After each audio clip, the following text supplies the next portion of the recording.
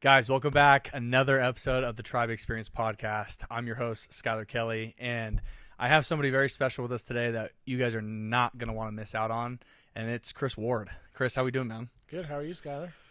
Great. It was nice yesterday outside in Utah. Now it's snowing. I thought living in Nebraska was crazy, but it's starting to kind of come over here all of a sudden that we're going to change weather. It's the worst. My wife teaches snowboarding up at Sundance, so if you Oh, snowboard at all, dang. her season is the winter, and it's been playing her emotions all year. It's been no fun. Yeah, because we have not had that much snow this year. Yeah, it's not been compared to great most years. Dang. Well, Chris, sorry, super excited to have you on today. You're a real estate agent or realtor, in other words, right?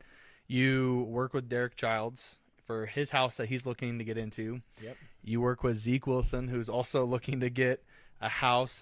We all know Zeke's out for the Golden Door currently, and he told you, right, a little bit about kind of what his plan was by the time he gets back. Yeah, he's ready. And it's funny because he could have bought a house before he left. He's ready to do it. He just wants to make sure that he's not worried about anything here at home while he's out selling. So he's gonna go get that. Fair. I'm sure he's gonna get it, and then he'll come home. He wants to be in a home by the end of August. So So cool.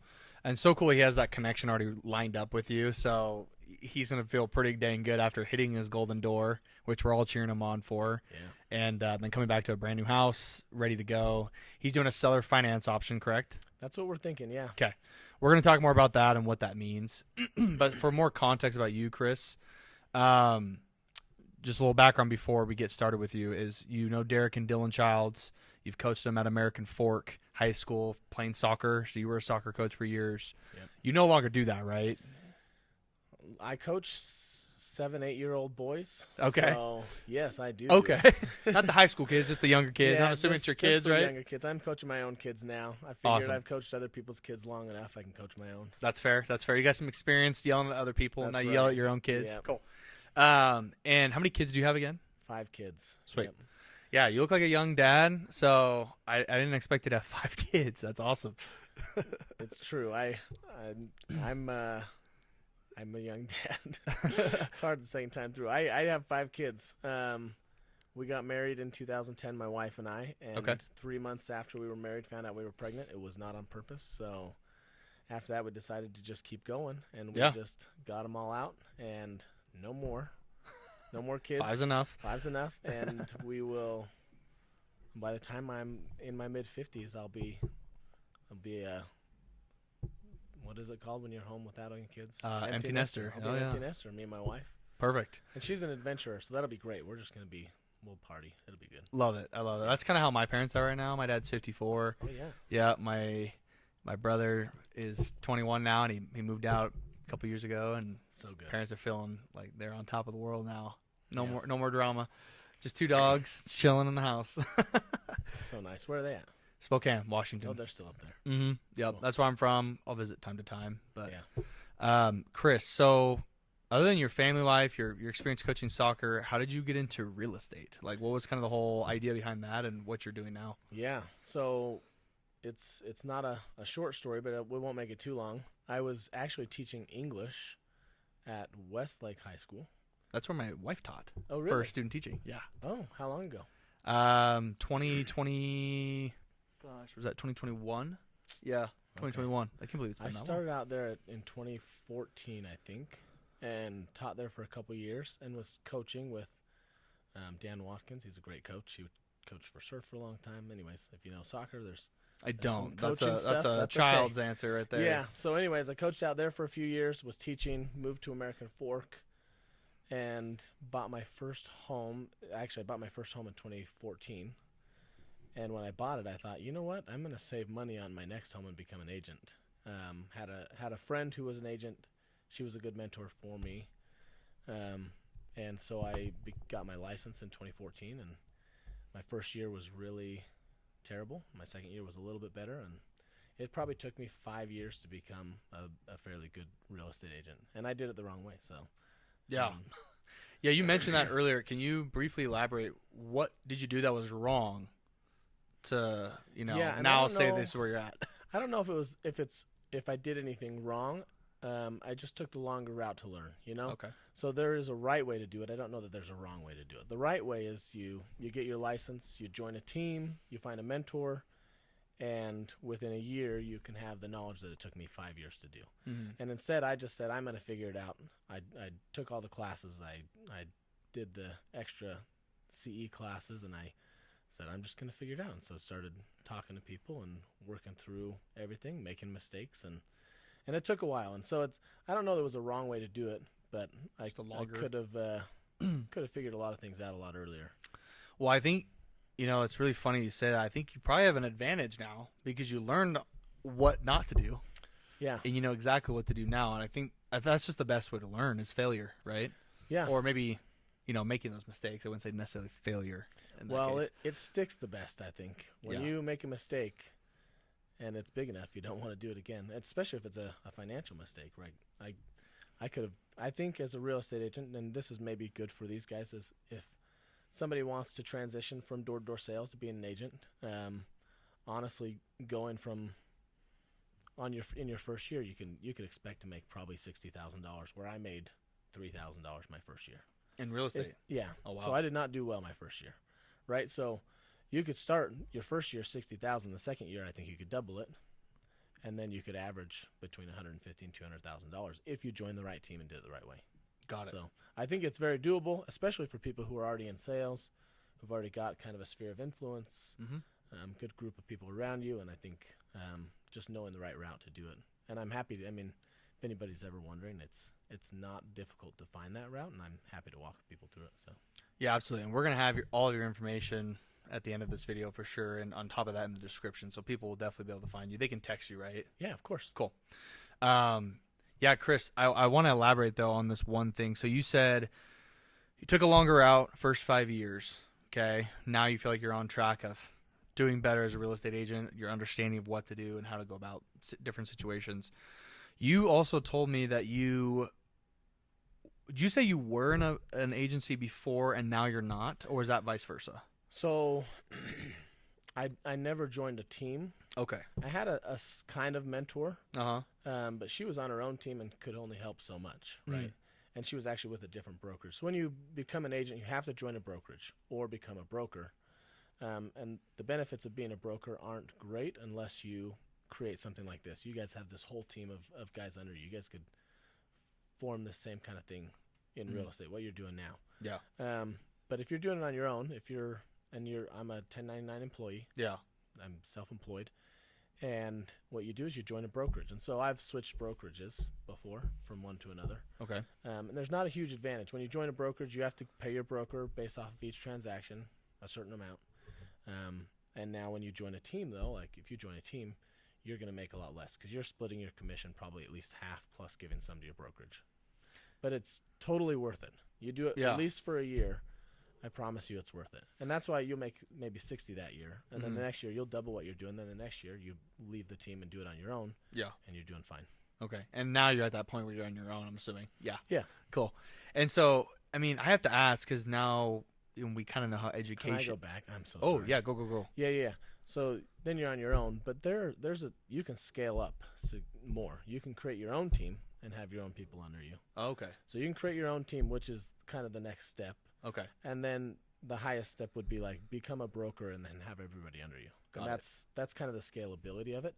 I don't ever want to be a broker. I don't know that I even want to be on a team. I've got a really good friend who's got a team, and they do really well. They probably do.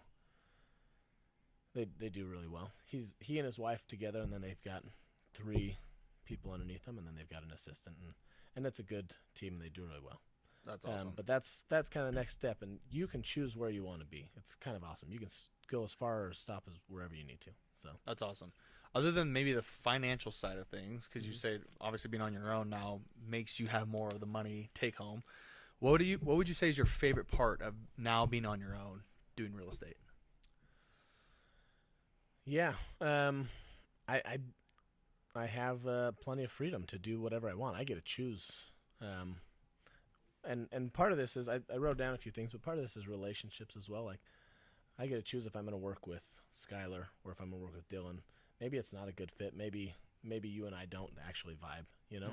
Yeah. And you're looking for something else, and I've got an idea of what I think is best for you, and this is something I've run into, and it's not great. And I'm like, from what I know, I feel like you should go this route, and you don't want to go that route. It's like, okay, well, that's fine. I have an agent who will take you that way, and that's fine.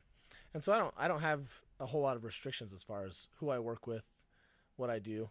That being said, I also don't get days off. I mean, I went to Wyoming for a week and was on my computer for 4 of the 5 days, and it's fine. I like what I do as well, so it's fun. Real estate is fun. I love it. I mean, it's all about relationships, visiting people, hanging out with people, talking to them about real estate, which I also love. Mm-hmm. So it's a good gig. I love it. Talk really quick about maybe an ideal client of yours, from the tribe or anybody else that maybe comes across this video if they're looking for a realtor to help them out. What kind of income do they need to show to be able to get started in real estate for their first house? Let's say they're like, man, I don't know, I have enough of the bank. Like, what's a good start? Because a lot of people don't know. Yeah. They think they have to have hundreds and thousands of dollars in the bank, which we all know that's not entirely true. Yeah. So can you kind of share maybe what's a good starter for everybody? Yeah, this is one of those questions where I could go 5 different directions. The ideal client for me is somebody who comes pre-approved, ready to go, knows what they want, where they want it, and how much they can afford. That's the ideal client, right? Okay. I could get them a house in a week, and we'll close 3 weeks later. Yeah. That's ideal. And most people don't understand who are buying real estate. They're like, hey, I want to buy a home. They come talk to me first, and I say, are you pre-qualified? They're like, what does that mean? So I think that's important, knowing what being pre-qualified is, what that means. You go work with a lender, and there's lots of lenders. There's brokers. There's mortgage-specific lenders. So a broker, got a guy here in Orem I work with a lot. I like him a lot. He's a broker, so he shops out loans from different people. A lot of times it ends up at Rocket Mortgage, right? Okay. There's mortgage-specific lenders. There's banks, and then there's credit unions. So you can go to any of those. You can get pre-qualified. They'll take your taxes, your income, let you know how much you can afford. Okay. So that's great. Somebody like you guys, like people in the tribe who are looking to buy a house, a lot of times you don't want to show a lot of income, right? You don't want to show that you made $200,000. You want to show that you made $60,000. Right. And that's it's not tax fraud. I understand there's loopholes, and they're made there for a reason so that small businesses can be successful, and that's great. So in that situation, there's a lot of opportunities where you can do seller finance. You could do an assumable loan. The biggest issue with those things is that the pool of homes is a lot smaller, right? A qualified buyer, I can find you a home really fast. Seller finance, it's going to be really easy to find one for Zeke because he doesn't need it till August, so I'm going to keep my eyes open for a while. Derek's is taking a little bit longer, but we'll get him in a home in the next month. It'll be fine. So sweet.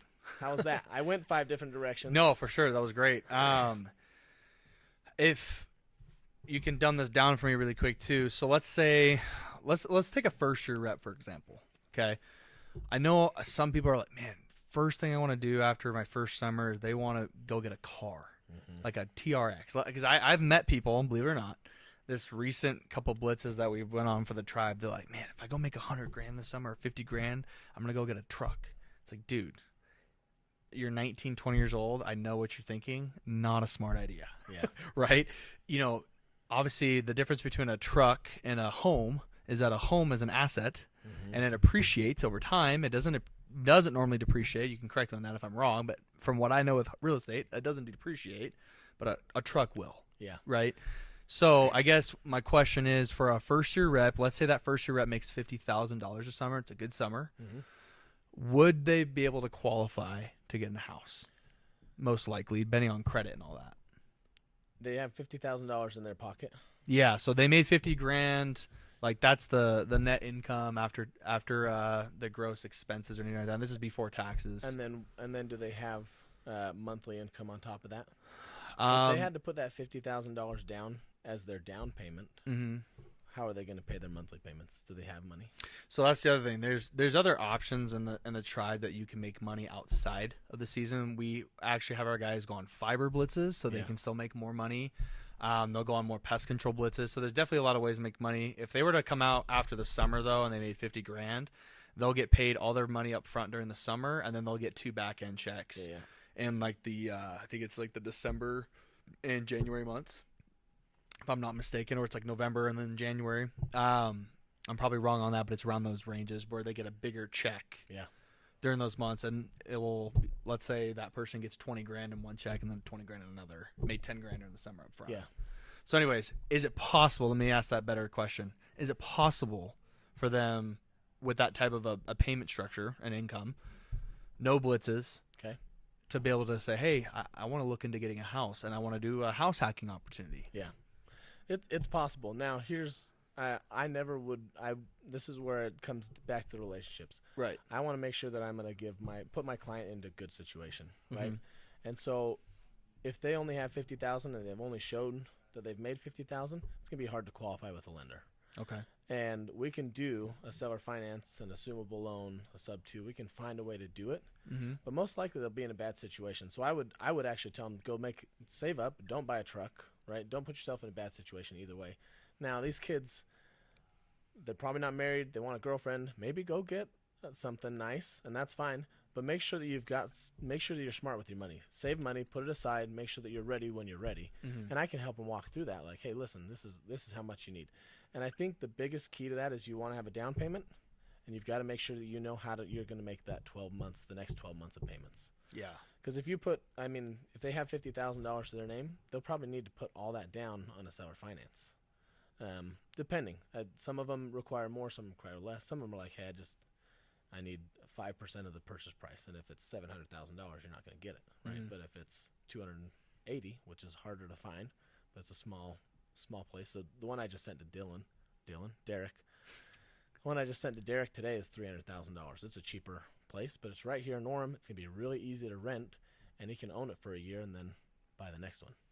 Yeah, so I guess that's my other question too. It leads into that is there's this thing called an FHA loan, Mm-hmm. which, correct me if I'm wrong, you can house hack and only put 3.5% down on a home for a down payment of the total cost of the home. So if you have Derek have a $300,000 home, would he only have to put 3.5% down on that home FHA loan, and then he can rent it out for a year and then move out, right? Yeah, and you have to have the intention to live in it for a year. And you guys in this space, in this workspace, is kind of awesome because you could buy it, have the intention to live in it for a year, and then if you have to get called out to do a sales blitz, you may have to move. Mm-hmm.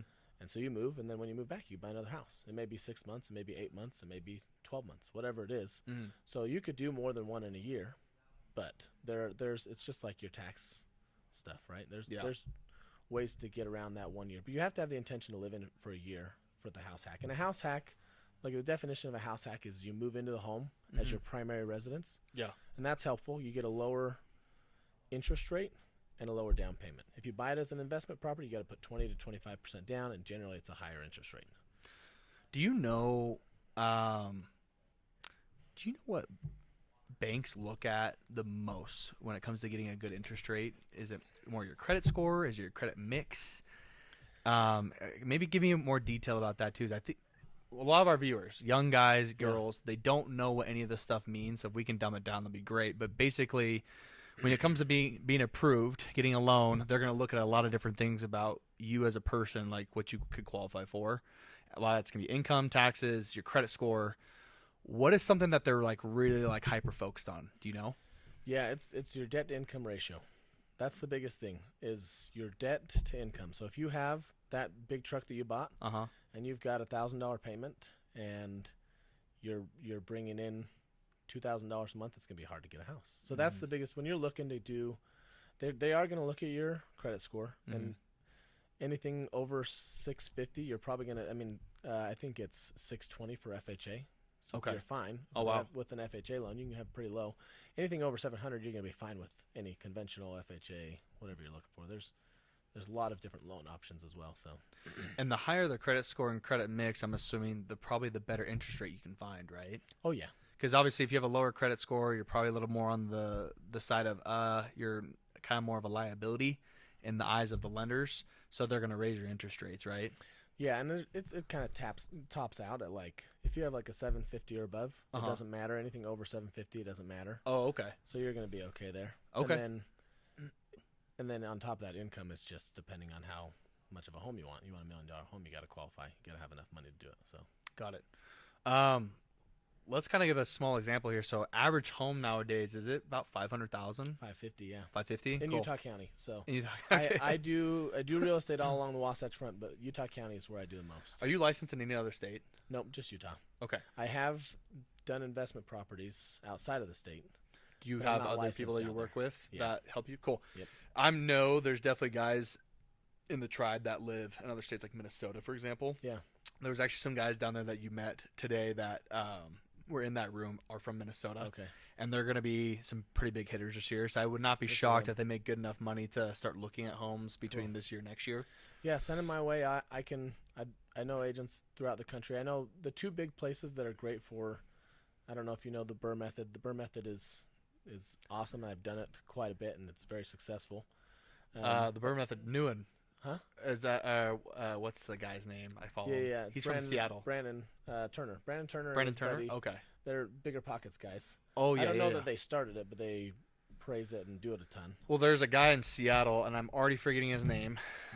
That's where the Bigger Pockets guys are from, up there. Okay, it's an Asian guy though. He's been doing real estate for years. Yeah. I forgot his last name already. Yeah, I can't even say it. He does the Rich Dad Poor Dad. He's the guy that wrote that. Kiyosaki? Kiyosaki. Well, there's another guy, and I'm already forgetting his name, and I can't believe I'm forgetting it. Oh. Ronan. Rich Ronan? No, let's see A lot here. of guys. Who knows? Thatch Newen.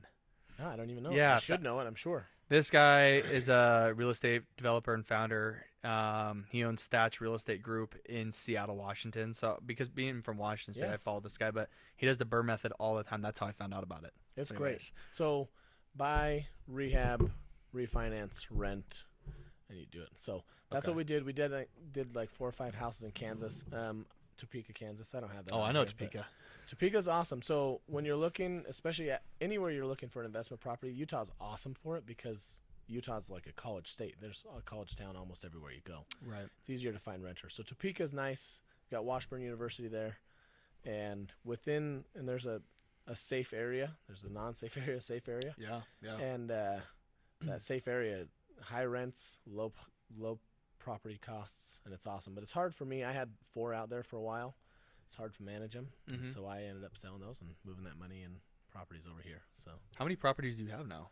we've only got 3 right now. Uh huh. We've got a warehouse, we've got Oh, sick. a rental, and we've got 2 other rentals. That's all. Very cool, and obviously your own house. So. Yeah, and my own home, which is a house hack as well. I've got basement renters in my own home. Oh, cool. Yeah. So sick. Do they pay for your full mortgage, or are they about pretty half close? of it. Okay. So my mortgage, I think, is $2,100, and they pay $1,250. So it's awesome. Oh, Yeah. dude. That's Yeah, it's amazing. hard. It's hard to go away from that. Once you've done it, it's like I don't know that I'll ever live without a basement renter, just because it doesn't make any sense not to. And I've got plenty of room for my kids. I've got a half acre.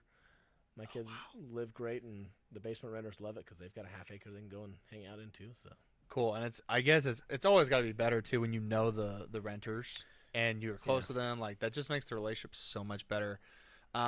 Maybe talk about that really quick. So if you're a young person, you have enough income to get, let's say, an FHA, you do a little house hacking. What is the ideal renters you're looking for at your young age? you gotta be a little bit careful Yeah. because if you can't say, especially me as an agent, but if you owned a home and you're renting to someone and someone comes to look at the house, you just can't say, hey, I'm not going to rent to you because of this. Mm. You can't exclude anybody because of race, religion, sex, whatever. You can't do that. Yeah. That's against the law. So Yeah. you get in a lot of trouble. So that being said, we do love young married couples. Okay. We know that they keep things a little bit nicer, especially we have a 2-bedroom, 1 bath in our basement. Okay. And it's cut off, so we've got other parts of the basement to ourselves as well. But Oh wow, that's cool. so we want to make sure that they keep things nice for each other. They're newlyweds. They're still impressing each other a little bit, and we love young new married couples. In a full home, you're gonna get a house or you're gonna get a family with kids, and kids tend to beat things up more than adults. So it's not a bad thing. It's just a different kind of renting.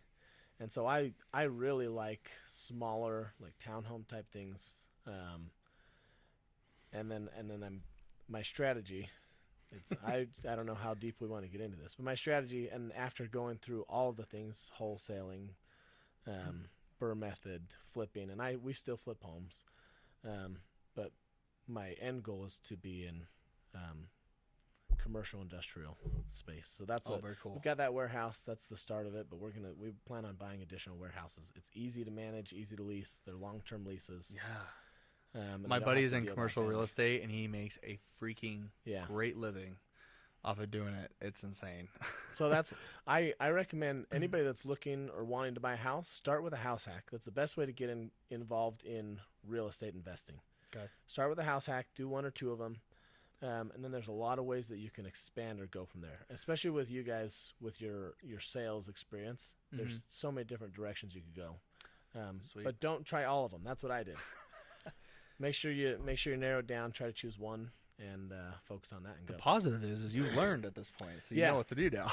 So I know where I'm going, which is great, and I think it's the best route for me. And I think commercial real estate's easy to manage. It's hard to get into, so there's a barrier to entry there, and it's the cost, because the buildings we want are going to be between $4 and $12 million, and beyond that, and so there's a pretty big barrier to entry. So to get started, you get into a house, you start building some equity there, and move to another one, and eventually, do you know what a 1031 is? 1031 exchange? Yeah. Yeah. So you 1031 out of one home into another, you defer the taxes, you don't pay, you can do that all the way up until you get to a warehouse, and you can do the same thing. Amazing. Yeah. Yeah, so many tax benefits in real estate that a lot of people don't know and understand. As a realtor, do you have to know about those different tax breaks that you can get in real estate, or is it more like, hey, consult with your CPA, figure that out? I would do both. I mean, as a realtor, you should know if you don't. Yeah. But most realtors have an investment property. And Cool. And I was telling this to the group downstairs is you don't know wealthy people who aren't investing in real estate. Everybody is.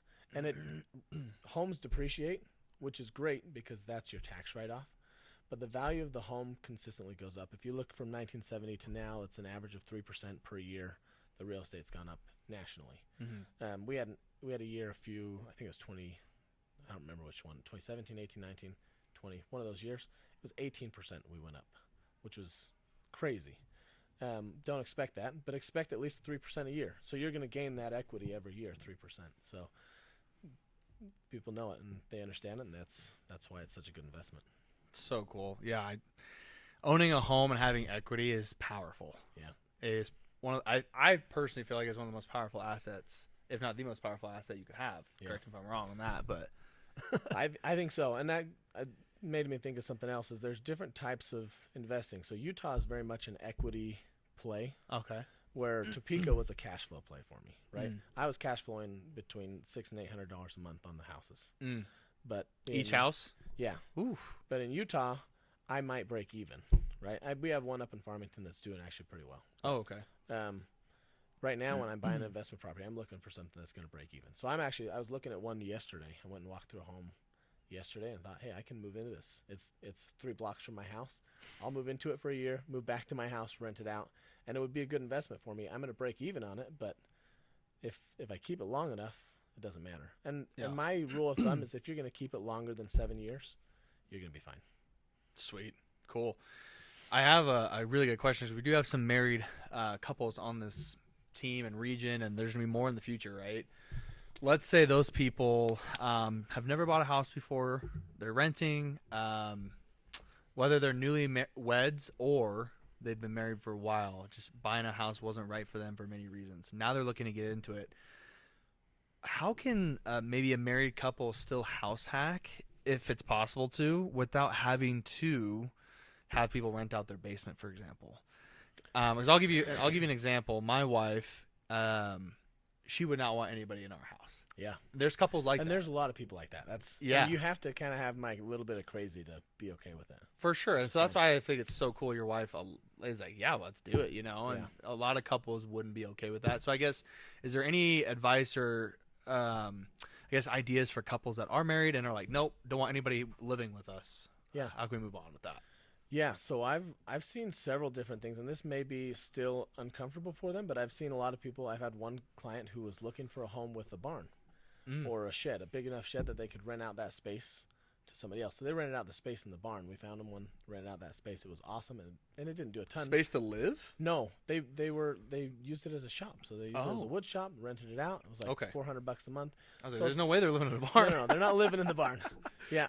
Okay. But they're renting out that space. Then the guy, I worked with another guy. He bought a 2.5 acre lot, and he rented out a lot of the space on there to park RVs. And he made like $2,000 a month to have people park on that. So there's different ways to do it. The last thing I would say is like maybe like an assumable loan, or going back to that seller finance. It's not quite. It's still a house hack. You're moving into it, but taking over someone else's loan. A lot of times, it's assumable loans are a little bit difficult. First of all, it comes back to that. There's not a ton of them on the market. Yeah. So you have to find the right one in the right area for the right price.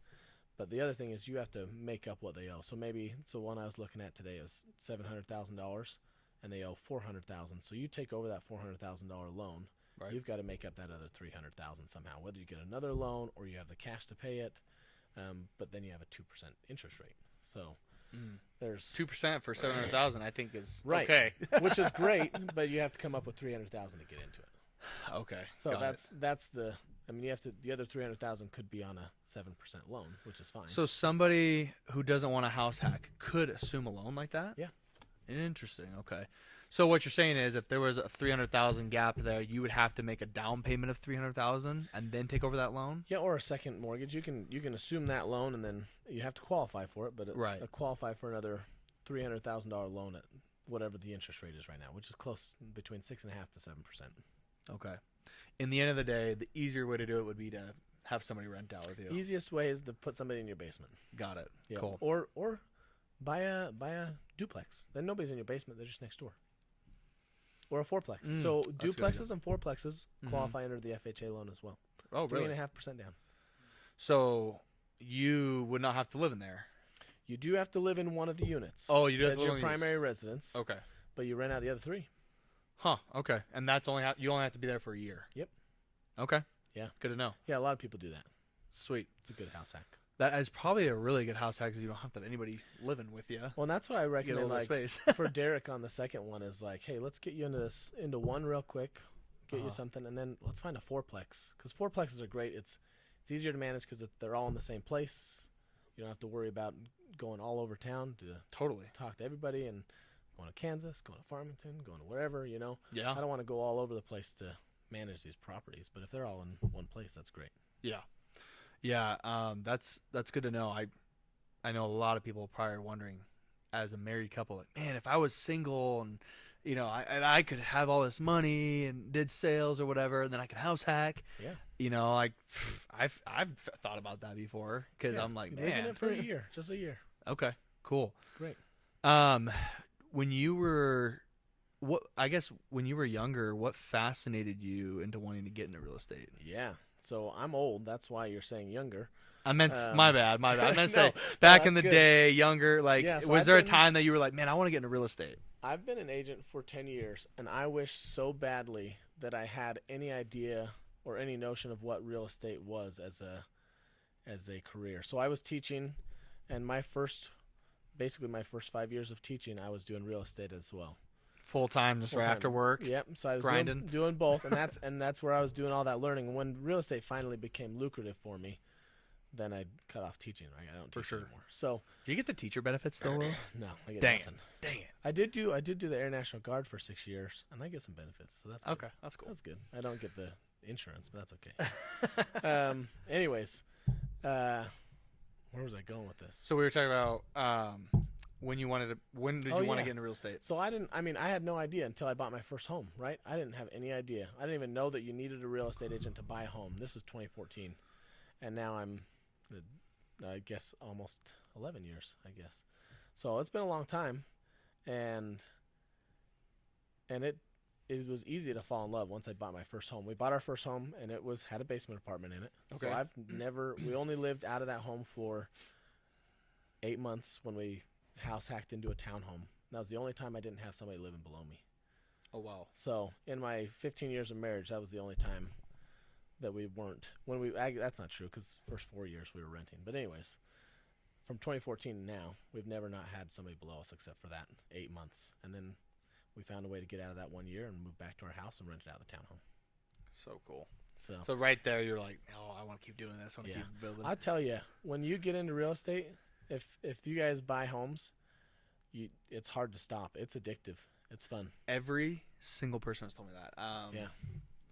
Previous coworkers of mine, I remember one of my mentors. He was like, he hadn't gotten into real estate yet, but one of his partners in his region in the same industry of door-to-door sales, he's got hundreds of units of real estate, hundreds. And he's a multimillionaire now because of that. He doesn't even have to be a regional anymore and door-to-door, but he does anyway for his active income. But this guy that was mentoring me, he's like, yeah, he goes, I just bought my first property, like outside of my own house, and he's like, it's an addictive feeling. He's like, I've been learning about it for years. And he goes, and what I just realized was, he goes, it's never gonna be perfect, especially on your first one. He goes, you just have to jump 2 feet in and do it.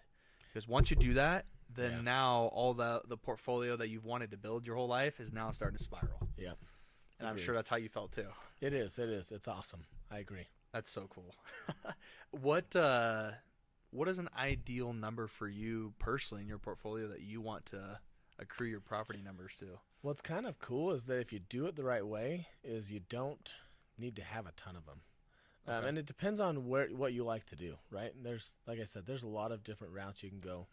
You can do multifamily, you can do commercial multifamily, which multifamily is up to 4 in 1, so it's a 4-plex. Mm-hmm. Commercial multifamily is anything over that. So you could have an apartment complex with 50 people in it, 50 homes, right? Yeah, 50 doors. Commercial multifamily, you could just be residential and say, hey, I just want to focus Utah County residential only. You'll get a lot of renters. It's easy to do, but you've got to manage all those. Or you could do commercial, which is where I'm going, which warehouse space, or the other one is that I really like is storage facilities. It's hard to get into them. If 8 years ago I'd known, and if I had already learned the things I needed to learn, I would own I'd own a few of them. I would love to. But it's same thing, barrier to entry. The cheapest one, you're not finding them often here in Utah. The cheapest one within like 4 states is going to be like $2 million to get into, which isn't that difficult. But I don't want to manage one out of state, so I'm waiting for one here, and we'll see what happens. But we have a strategy that if you know the right people in the commercial space, commercial industrial specifically. Yeah. I have a buddy who runs an auction, and they are part of a charity, and my goal is to buy a building for them. They're already renting a building. It's $60,000 a month. I buy the building. They're going to pay $60,000 a month, and it's going to be a 15-year loan. After that 15 years, then I'm making $60,000 a month, and I can retire, right? So that's a 15-year play, but I can retire with one building. And that's a big goal of yours right there. And that's our end goal right there. Is that at least that's the end goal for that building, and then after that, we'd like to acquire additional commercial, industrial. So talk really quick about the downside of real estate. I know so many people who are like, I want to get into real estate, but XYZ reason why I shouldn't do it. Even though we all know I think the general person that knows and understands passive income, they'll say, yeah, real estate's the play. It's been around for years. There's a lot of proven data behind it. So many people are doing it. The wealthiest people in the United States or in the world are in real estate. So maybe tell us a little bit about, hey, if you get into real estate, here's some cons about it that could happen that you got to be prepared for. Yeah, and it's like anything. Don't over leverage yourself, right? That's the main thing. And I love to have 25% loan to value on a home or on any investment. On the Burr method, we bought a house for $30,000 in Kansas. It was amazing. That house is now probably worth $60,000, so it's not a ton more. So it's not an equity play there. But I bought it for $30,000. We fixed it up, and I pulled out. It was worth $90,000 when I was done. So I pulled out like $60,000, whatever it was. But I wasn't going to pull out more than that 25% loan to value. Mm-hmm. And you can't really. But just over leveraging yourself. If you're doing the Burr method too much, if you're going from one house to the next, and if you're not in it for the long haul, you get yourself in trouble. I think that's the big thing. So over leveraging, make sure that you're willing to commit for 5 to 10 years at least. I like that. Yeah, the market does go like this, but it's steadily going up. Yeah. And so you may get stuck with a house that's underwater, but if you sit it out for 5 years, it's renting. Who cares? It doesn't matter. Right. Right. And at the end of the day, that would be the play right there. Is like, hey, if the stock or the housing market's crashing, all is crazy. You're losing your equity. Yeah. As long as it's being rented out, that's what is kind of keeping people steady. Yeah, the housing market crashed in between 2006 2008, 2016 2018. Houses are worth much more than they were then. You know, so you might lose it for a few years, and people were pretty down on themselves, and that was over leveraging. There was a lot of issues with lending then too that they've tightened up some of those things. So it's a lot. It's harder to get stuck like that, but yeah, don't over leverage yourself. It's a fun game, and the other thing is maybe it's not a downside, but people think that they can't get into it. They're like, oh, I could never. I don't have enough money. I don't know how to do it. It's not going to work. Anybody can do it. You can get into real estate.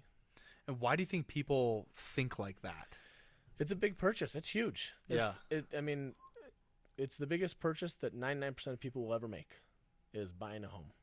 And so it's scary. Everyone that buys a house is scared. They're nervous. They're like, $500,000, $550,000, and that's not a nice home. That's the average home, right? Yeah. $700,000, $800,000, $900,000 home. I'm scared. That's a ton of money. Some people think they'll never make $1 million in their life, and guess what? They might not, but hopefully they do. Hopefully everybody does. I'm positive. I want people to do well, but yeah, you can do it. It's not impossible. Is also a big downfall having tenants that trash the place, don't pay rent. What do you, in your experience, what's the best way to go about that? Yeah, you got to vet them. I meet them in person. You got to meet them in person. Kind of, it's this thing. Get to know them. Yeah. Get to know what they like to do. Stalk their Facebook pages. Make sure they're not having parties all the time. Yeah. Not destructive people. Have a good contract, I'm sure. Make sure they understand. Yeah, have a good contract. Make sure that everything's in writing up front. They know exactly what is expected, and from them and from you. Yep. We've had bad experiences. We had one lady that we put into our Farmington house, and she had her granddaughter move in with her. Her granddaughter decided to try to burn the house down.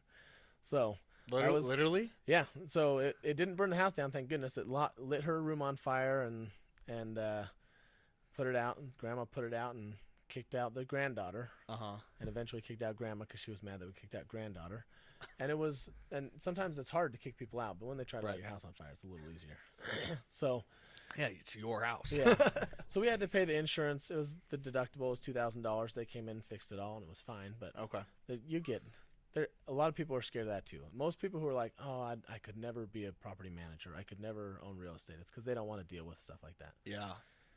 But it'd be a problem solver. I think it's fun. It's fine. It's yeah. good. And obviously, if you work with the right people, mentorship, all that stuff, it's that is what's going to help you get through this and honestly have more peace of mind. Yeah. I think that's what it's all about. You vet your client. You vet not your clients. You vet your renters. You'll be fine. Yeah. And you can tell most of the time if someone's going to be a problem or not within 5 minutes. So I love it. there's easy ones to tell you, like, oh yeah, sorry. And I don't ever tell people why I don't put them in the house. I always tell the people who got the house, thank you for applying. So thank you for applying. Love it. Yeah. For an average sales rep who wants to learn more about real estate, is it better for them to come talk to somebody like you, or is it better for them to say, hey, I'm going to try this out on my own as well? Like, let's say they're like, I don't really want to pay somebody to mentor me. I want to just figure this out myself. What would you say is the best route for them? Don't pay someone to mentor you. Find a mentor that's free. There's plenty of people who will talk you through it. I'm happy to. Don't try to figure it out on your own. It's just like anything. Like you guys have your sales reps. You're not just gonna be like, hey, here's day one, go knock a door, right? But there's plenty. The reason why I asked that is mainly because a lot of people are gonna be thinking about cost in their head. So they're thinking, oh, if I go find a mentor, I gotta pay that mentor, right? So that's why I guess I was wondering what would be better. I think most agents, including myself, especially myself, please ask me questions. Send me a text. Call me. I'm happy to meet you. This is a tangent. You can cut this out later. I met Zeke at Neaters, and I showed up and looked around. I was like, oh, shoot. Everybody here is 60 or older, And I felt really bad for Zeke because he showed up, and I was like, I love Neters, eating my food, but I'm sitting there with all these slightly older people, older than me, and I think I didn't find the hip place to go to. Anyways, happy to meet. I'll come meet you at Neters. I'll meet you at McDonald's. I don't know where the cool places to meet are. But, yeah, any questions? I love talking real estate, and most agents do. They'll talk you through whatever you've got, and if they won't, then find somebody better. But I love it. Well, that's not a bad place to eat at. I love Neters. I love Neters too. It's I don't the get to eat best. there often, but man, it's a good place. It's the best. So I do have to ask though. So you used to do sales. Wasn't your favorite thing you told me? Yeah. What do you feel like for people that do this job right now? What do you think is the biggest advantage that they have if they want to get into real estate and they're doing this job? And there's different ways to get into it, right? I think the first thing is everybody should buy a house. Get into a home, own a home, especially here in Utah. Owning a home in Utah is awesome, especially now. We've got the Olympics coming. Your value is going to go up. Your value is going to go up in 10 years, I promise. And it's going to be great. But get into a home first, and then if you want to start investing, like really being an investor in real estate, then you can go beyond that. But the first thing is get a house hack, get into one, and do that. After that, there's a lot of different routes. And I was telling Derek, I think wholesaling is probably a great option for all these door knockers because you can do that for free. You can go, and it's door knocking. It still sucks. And I did sales, like I said, I only did it for a year. I did furniture sales for a few years. Oh, wow. It wasn't as bad because they come to you, right? Yeah. And real estate sales is the best. So if they want to be an agent, easy, come talk to me. I'll walk you through the process. You don't have to work with me. You don't have to do anything. I can walk you through and show you how to be a successful real estate agent. It'll take you 2 years to be a successful real estate agent. But if you want to be an investor, there's wholesaling, there's flipping. Wholesaling, I feel like is free. You can do that for free. You go knock doors, find a crappy house, find somebody that's willing to put it under contract. You sell that contract and make $5,000. So for you guys that are looking into it, there's lots of different routes, lots of different ways. Start by doing a house hack, get into a home, and then choose which route. I think I'm getting a little bit frustrated with Derek. Every time I talk to him, he's talked to somebody else about something new, some other different kind of real estate. I'm like, look, Derek, I made him a whole PowerPoint. I was like, look, here's all the different kinds that I've done. Here's what it costs. Here's what it looks like. I'm happy to share it. If you guys want to look at it, it's not pretty. Share it.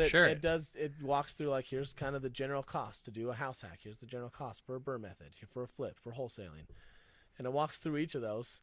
And there's people, there's going to be agents who just focus on one of those things, right? They're just going to be like, hey, I can do all the burr methods for you. I'll find them all. Or I can find you flips. I'll send you all the flips. But there's agents that are going to do that. I've got enough information about all those and happy to walk anybody through it. So I love it. Well, dude, we can talk for hours about real estate. I love it. I want you to leave us with something here before we start rounding out. Why, obviously, a lot of the tribe members are going to be watching this. Anybody that's new, trying to look for a realtor, why should they work with Chris? Yeah. And what makes you different? What makes me different? Let's see. Well, I was telling you at the beginning, most agents, I found this statistic, half of all agents have sold 0 to 1 home in the last year. So I feel like me specifically, I love people. I love hanging out with people. I love talking to people. And I've got a lot of experience. So I've got a lot of experience. I found my way through it. I'm working with one girl. I'm mentoring her right now. She's getting her real estate license. She's taking her test in April. And I just love working with people and finding out what's best for them. So this is a thing I have an issue with, and I'm learning to be better at it. But I oftentimes feel like I know what's better for people with real estate than they know themselves. Yeah. And I'm learning to take a step back and listen to what they want, and sometimes I'll hand them off to somebody else, which is fine. If they think that they need something else, I'm like, you're going to get yourself in a bad situation. I think what sets me apart is I want to make sure I'm putting everybody in a good situation. So with this group here, it would be awesome to work with people. Like I said, if they're coming with $50,000, I'm not going to probably get them into a home that year. Yeah. I'm going to make sure I'm going to walk them through and say, hey, this is what you need to do to put yourself into a good situation so that we can help you be successful. I think that brings up a good point, though. Well, first of all, I find it super awesome that you're humble enough to say, hey, if we're not a good fit, I'll pass off to somebody that I know that could be a good fit for you. Yeah. I think that's awesome. Second of all, anybody who's watching this, if you are thinking you have enough money and you want to ask Chris, you should hit him up early. Say, hey, Chris, here's the process of my income or what I'm involved in to be preparing for a house. And he can directly guide you and say, hey, here's what you need, X, Y, Z, to be ready to buy a home. And you could probably be estimated for a time of this time frame to be able to get into a home. And then he could start looking for you. And that's kind of how his job works, is being able to get started early. You don't have to wait until you have the income. Yeah. It's more just kind of figuring out what your steps are. Yeah, back to that. I have had a lot of clients say, hey, I didn't want to reach out to you. I didn't want to call you because I didn't want to waste your time. This is what I do. I love this. So you're not wasting my time. If you're a year, you're 2 years out, I don't care. It doesn't matter. If you're 5 years out, I'm happy to talk to you about real estate. So reach out to me. It's not a waste of my time. I enjoy it. A matter of fact, we want people in general, and I'm sure you feel this way too, right? That's why you do what you do, is you want them to be feeling like they're comfortable in the position of buying the house that they want to buy, Yeah. and that everything's all aligned. Mm-hmm. Otherwise, it would be a mess for everybody, right? It's no fun to do it like that. Yeah. Yeah, so we want everybody to be aligned. Hit Chris up if you guys have any questions about what your current status is on buying a home. Sooner the better, right? If you're obviously a sales rep and you want to wait till after the summer's over, so be it. Or you can hit him up right now and get that relationship going with Chris, and definitely start figuring things out after summer if you're in that position. But Chris, to round out this podcast, I love to do some quick hitters for all my people. Oh shoot. Okay. Okay. I wrote them down already. You don't even Dude, you don't have to write them down, man. They might be something different here. Oh, okay. Okay. Okay. Quick hitters. Okay. Just tell me in just a couple words or sentences. Okay. If you were to go to a sporting event, sounds like you're a soccer guy. Okay. I'm assuming that's your favorite sport, right? Yeah. Okay. It is. Soccer event, any soccer event in the world, championship, seating, where are you going and who are you experiencing this soccer game with? Well, I'm going to take my wife. My wife played college soccer. Okay. And we're going to go to Europe. We're going to go watch an Aston Villa game. Ooh. Aston Villa is our team. Okay. So Who are they? they're Who not are they doing- playing? They're not doing great right now, but they're in the Champions League. They're doing great. They're in the EPL. They're doing great. They're Okay. a good team. Who would you want to see them play in that championship Oh, game? Man U. Yeah. Man U? Just beat them, man. Okay. Freaking. And where is this event at? What stadium?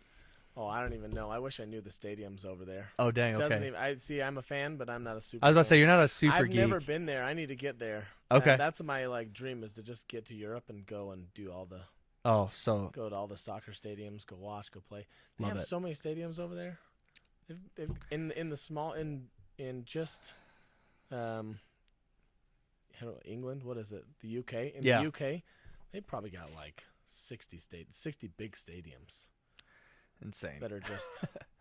And they're right next to each other. They're like on top of each other. So that's because they have different leagues, and so they have like That just proves how big two the big sport stadiums. is. Oh yeah.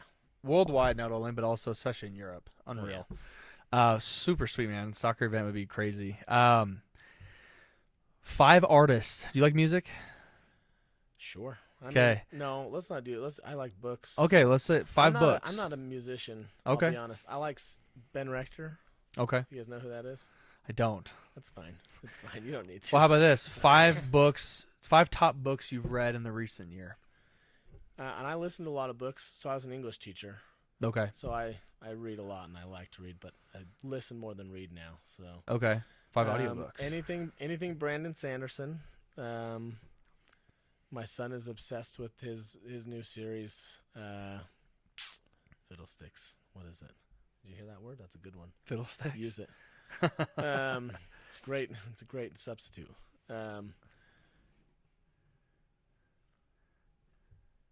I can't remember it. I like Mistborn. Mistborn's one of my favorite series, but he's got a new series out. Everybody should know it. If you know Brandon Sanderson, you'll know it. My son is obsessed with it, so I've been listening to those ones. Neil Gaiman is an awesome writer. He's got some really fun books. Who are authors or books? What am I looking for here? I forgot. Really, if you have 5 specific authors that you love to listen to, sweet. If you have 5 specific Patrick books, Rothfuss is one of my favorite authors. Has a good book, but I hate him because he wrote it and hasn't finished it in 13 years. So that was a good one. I'm listening to the Wheel of Time series right now. So I do some of these fantasy books, which is fun. sweet. I really like. I do love like The Millionaire Next Door, 7 Habits. Oh yeah. 7 Habits of Highly Effective People. That one. Yeah. And then Atomic Habits. I listened to that one just James a couple Clear. months ago. It's so good. Sweet. So I love all of them.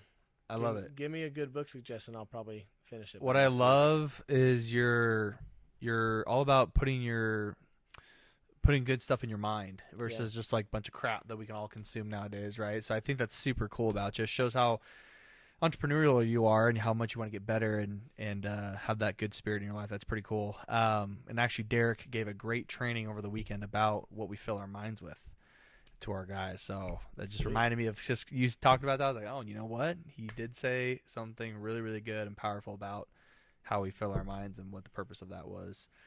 All right. Andy Reid had a good comment about books the other day. Oh, so if you guys saw his. Goated. Andy Reid. Did you see it? Did you see his comment? I didn't see his comment. What did he say? It was right before the Super Bowl. They asked him his favorite books. Oh, Book of Mormon. That's right. Book of Mormon, Doctrine and Covenants, Pearl of Great Price. That's what he said. And everyone's like, okay, really? Yeah. He's going to say that? He's not wrong, though. Good for He's him. not wrong. Good for him. If you know, you Using know. the platform. I love it. That is awesome. I will tell you, a great book you should read, or a couple books. I may have read them, but I'll write them down. You know Tim Grover? Yeah. Okay, have you read any of his books? I don't know. Tell me. Okay. I'm a big sports guy. I love basketball. Okay. He trained Michael Jordan. Okay. Kobe Bryant, Dwayne Wade. Okay. Charles Barkley even. So. You didn't need to bring Charles' names up. The other ones were good. The other ones are good. Yeah, Just Chuck's nothing. Chuck's pretty good, actually. I love Prime Chuck. Me too.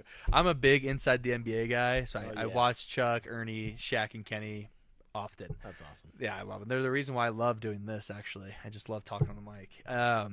But Winning by Tim Grover, that's one of his books. I haven't read it, nope. Winning. The other book is called Relentless. That sounds so familiar. I don't think You probably have heard of him, yeah. Some people have heard of him. Some people just haven't even got to it yet in terms of reading. It's a great audiobook to listen to on Amazon if that's what Is you that use. Tim Grover too? Yep, both Great. Winning and Relentless by Tim Grover. Right. Big basketball guy, obviously, but I mean, he goes deep and diving into like the mind of Michael Jordan, the mind of Kobe, Dwayne Wade, and the training process and the injuries they've been through, and just like the cold stone killer mentality that they had.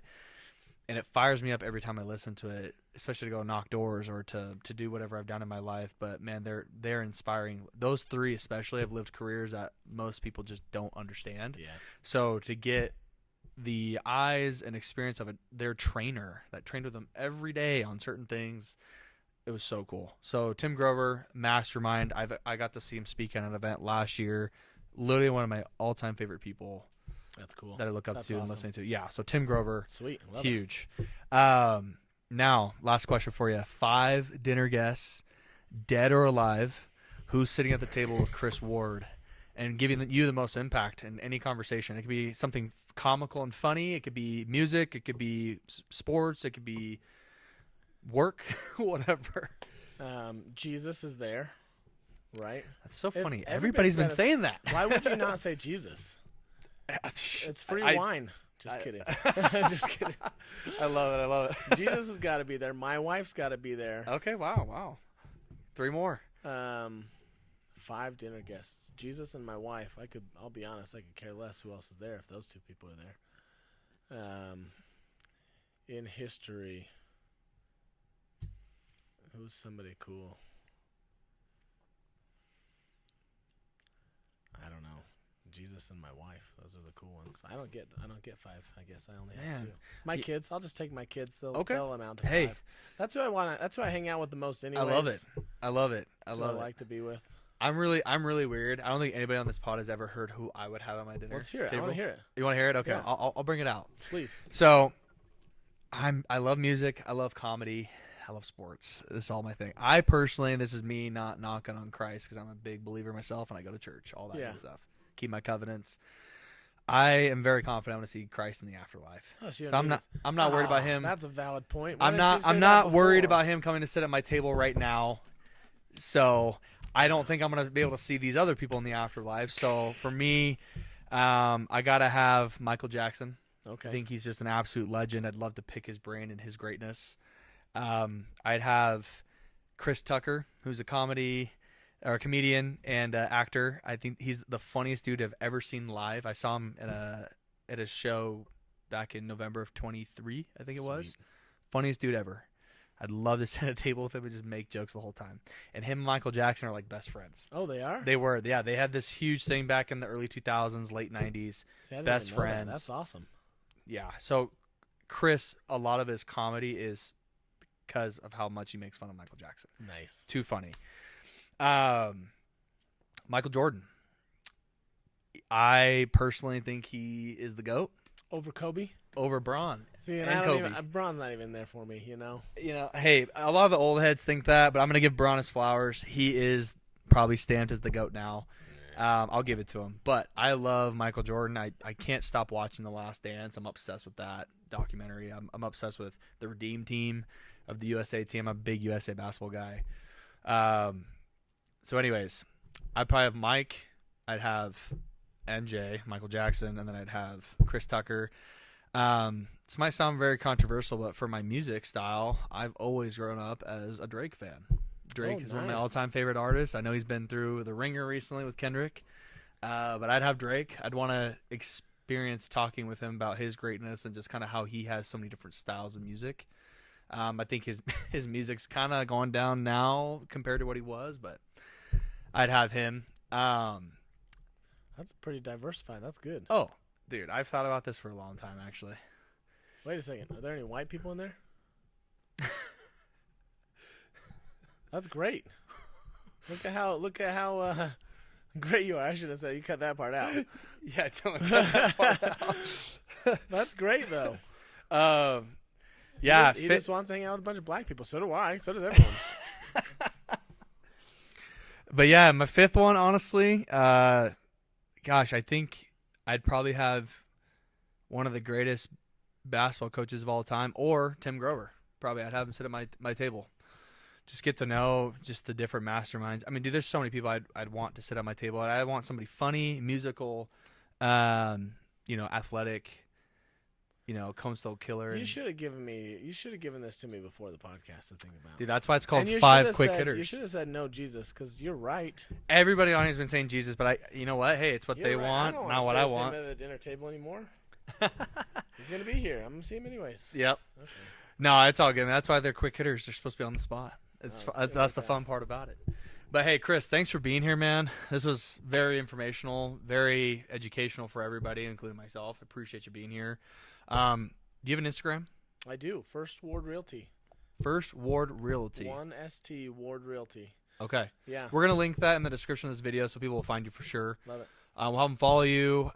They can DM you, I'm sure. And then obviously your phone number we'll leave at the end of the video as well in the description. Sweet.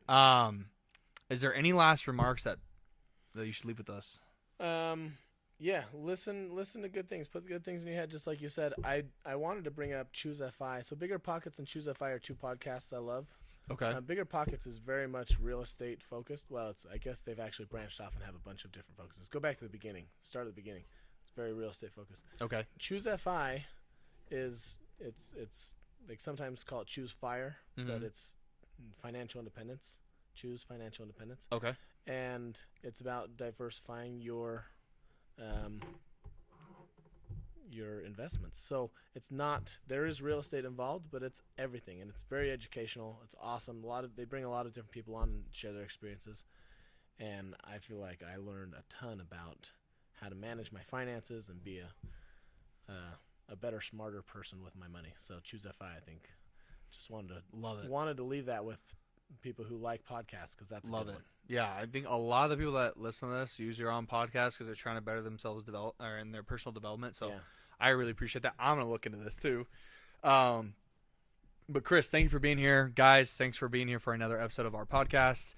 We had Chris Ward with us, First Ward Realtor, the man, the myth, the legend of the state of Utah. 5 out of 5 bishops might recommend me. Love it. Guys, we will see you guys in the next episode of the podcast. Don't forget to like and comment if you guys were watching, and please reach out to Chris if you have any questions about real estate, investing, financing, and even getting into your first home. Then on top of that, guys, subscribe to the channel, and we'll see you guys in the next one. Peace.